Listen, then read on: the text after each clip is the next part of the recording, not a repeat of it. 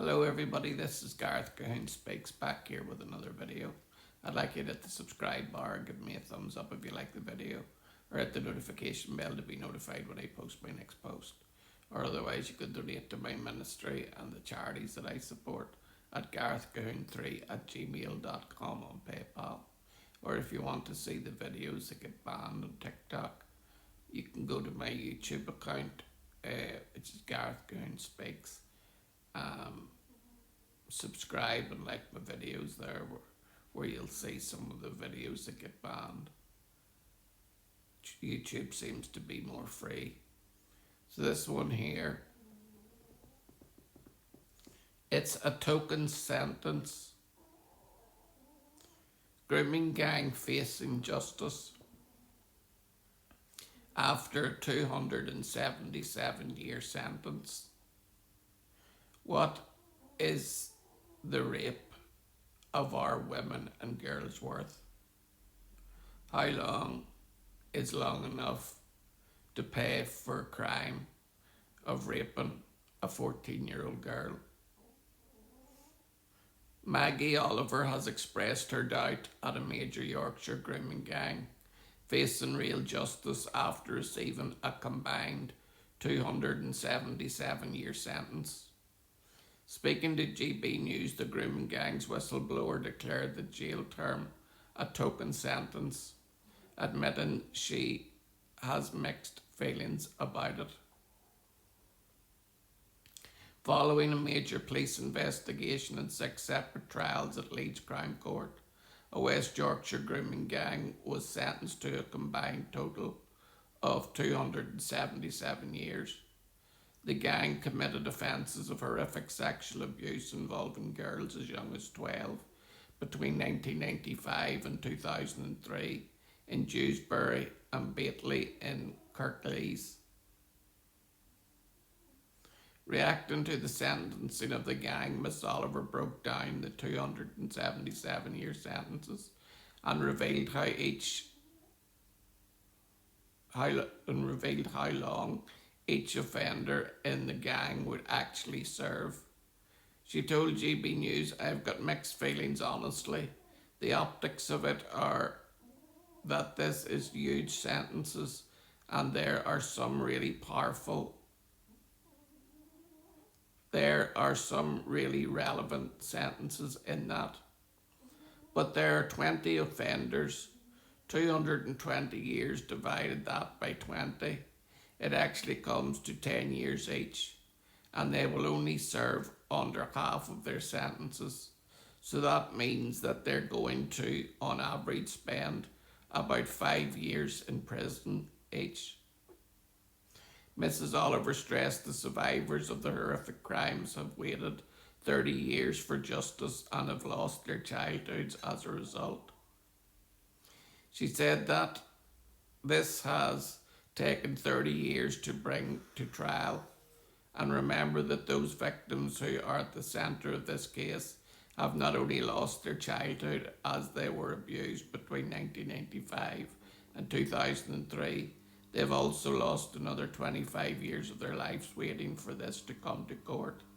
So I've got mixed feelings about it. We've had 6 trials and I think we have to get the system better.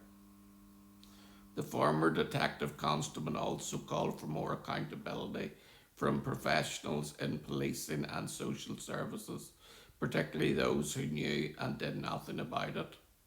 Miss Oliver told GB News, "The other thing I want to say is that yes, survivors and victims want justice for themselves, but what they really want is accountability from those professionals in policing and social services who have covered up these crimes for years.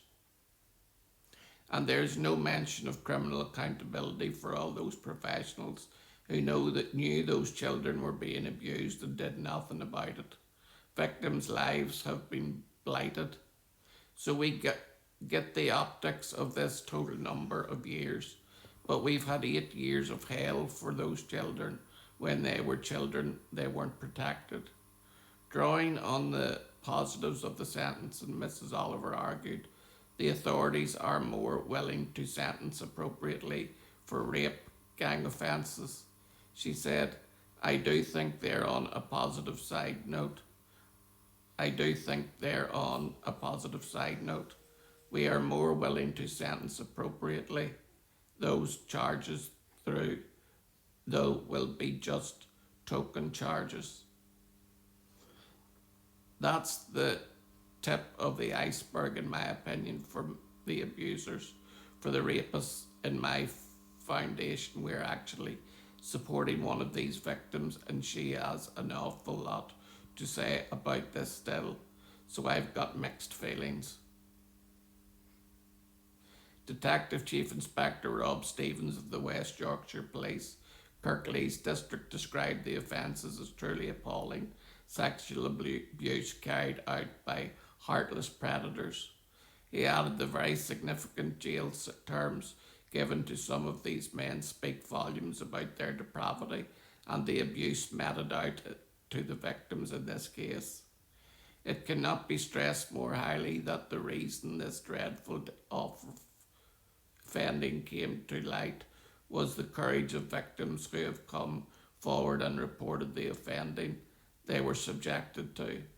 These women showed enormous bravery in giving evidence in lengthy trials, and I hope they can feel a sense of pride in the determination they have displayed to see justice done. The men's names are Mansaf Hussain, Taqik Azam, Zulfikar Ali, Ralk Patel, Jaid Ali Norsaka, and Mohammed Sheikh. You six men, are my scumbags of the week.